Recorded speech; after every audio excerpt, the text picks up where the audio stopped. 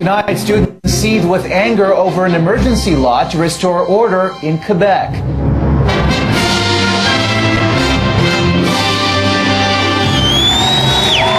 The tuition crisis reaches critical mass. I don't know what planet he lives on. With both sides pushed to the limit. Retailers brace for a run to the border. I was shocked when I read that they were increasing the duty-free limits. New rules tempting Canadian consumers hungry for deals. And celebrating Donna Summer more than just a disco diva. A musical revolutionary who transformed the dance floor.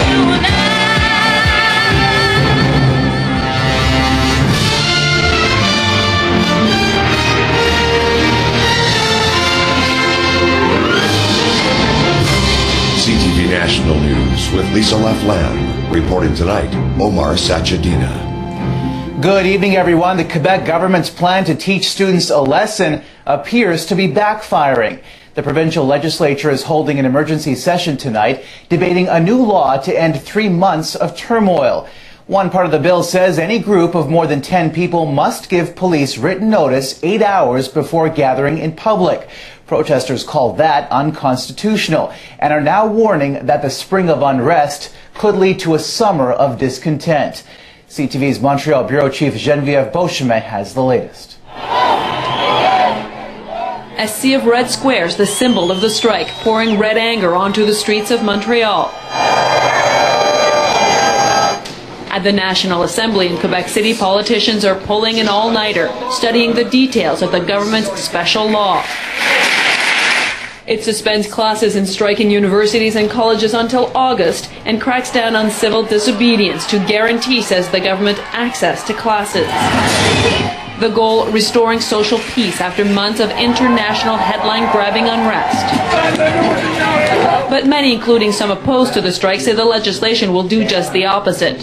I think it's important to have an ultimate chance, to give an ultimate chance to have a negotiated deal, because I think that a special law will have a negative impact on the social peace. An impact that resonated in downtown Montreal last night, just hours after the announcement.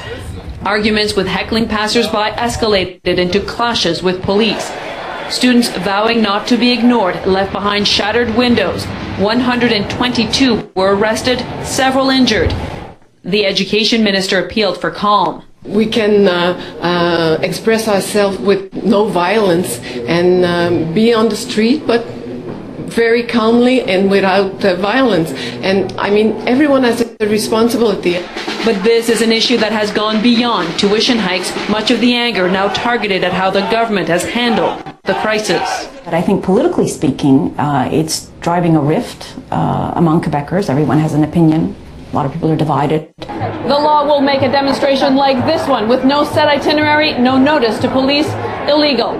Geneviève Beauchemin, CTV News, Montreal. One day after an independent review found Toronto police broke several laws during the G20 summit, tonight we're learning more than 24 officers are facing charges under the Police Services Act. The police union confirms about 30 frontline officers will face disciplinary hearings for offenses including unlawful arrest and using excessive force. Several senior commanders may also be charged with misconduct for how they led their troops.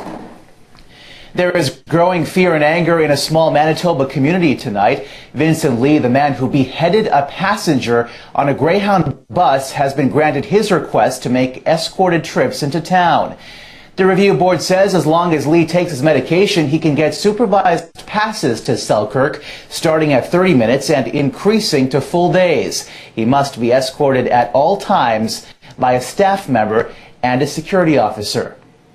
Lee, a schizophrenic, attacked Tim McLean on a bus in 2008, stabbing him to death and cutting off his head. McLean's mother has launched a campaign to keep Lee locked up for good. I am going to be completely ineffective at making a change, but all together we can actually do something here. It's an opportunity. Lee's doctors say he's no longer a threat to society. In business news, big concerns for Canadian retailers tonight. The Bank of Montreal says they may be losing $20 billion a year to the United States. where a population 10 times the size translates into big bargains. Thousands of shrewd Canadian shoppers will be heading across the border this weekend.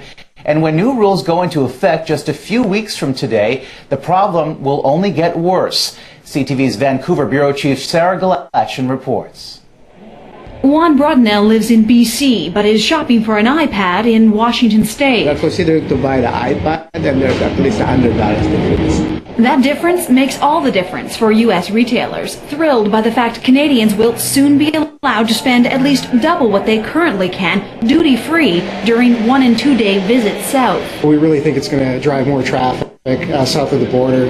The Bank of Montreal thinks so too, releasing a report that predicts Canadians will cross-border shop this summer in near record numbers not seen in the last 2 decades. It sends more than a shiver up my spine.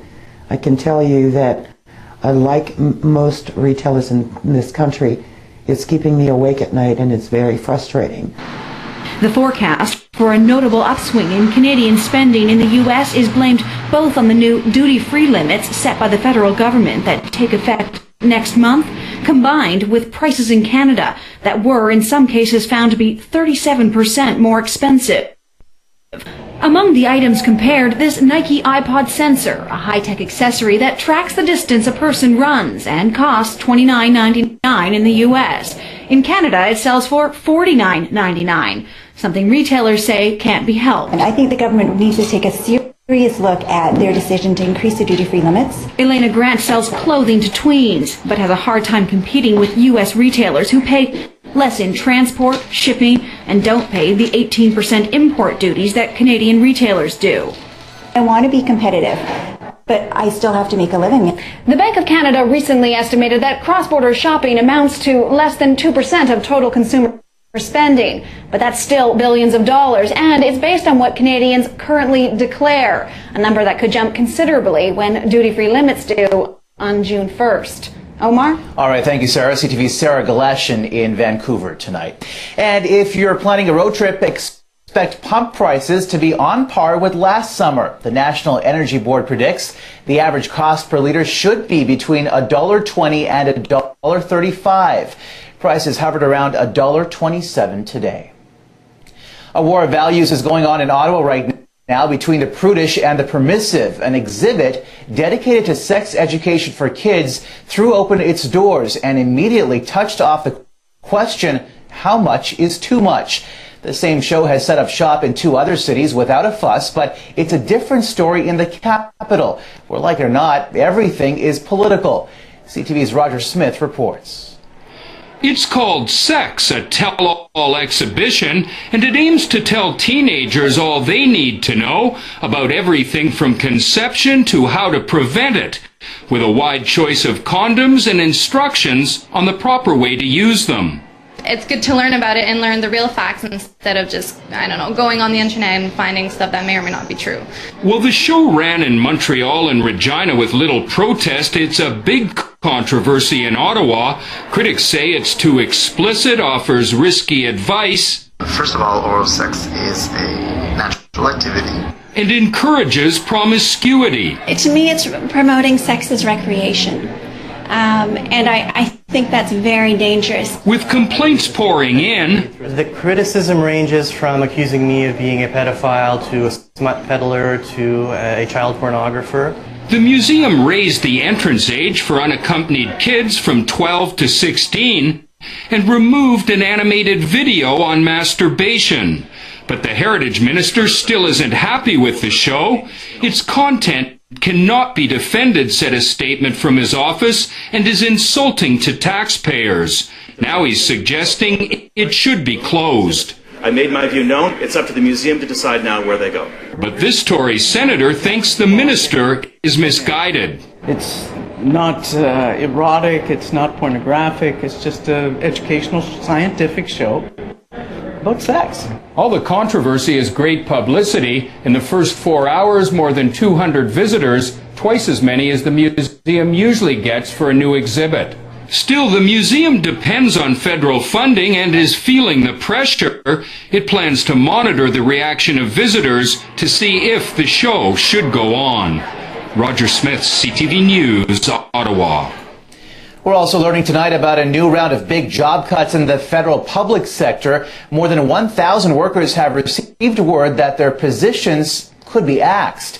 Ottawa plans to trim 400 jobs at the Department of Fisheries and Oceans and the Canadian Coast Guard, a move the feds say will save more than $79 million. The government hasn't spelled out exactly which services will be affected, but Vancouver's Kitsilano Search and Rescue Station is being shut down and consolidated with another base. We have a Facebook status update for you now. The cost of a share in the online empire was priced at $38 today. Tomorrow we'll find out the exact cost of the company's initial public offering. And by the closing bell, the tech giant will have raised billions of dollars, making overnight millionaires of many of its employees. It's a social media success story, but not exactly a fairy tale for everyone. CTV's Scott Laurie reports. The meeting place for almost a billion friends is apparently worth almost $100 billion. We haven't seen this kind of hype since the late 90s, right in the middle of the internet.com bubble. The social network is selling a chunk of itself on what you could call Facebook Friday. I think Facebook is a great company. I tell all my family members that ask me, should I buy Facebook? No.